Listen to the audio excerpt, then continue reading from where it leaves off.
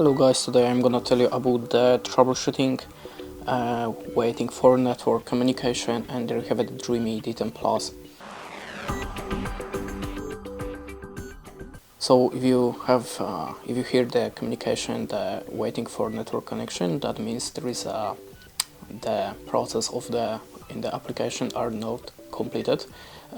If you cannot just repeat this process, hold this and this button together for 3 seconds to reset the network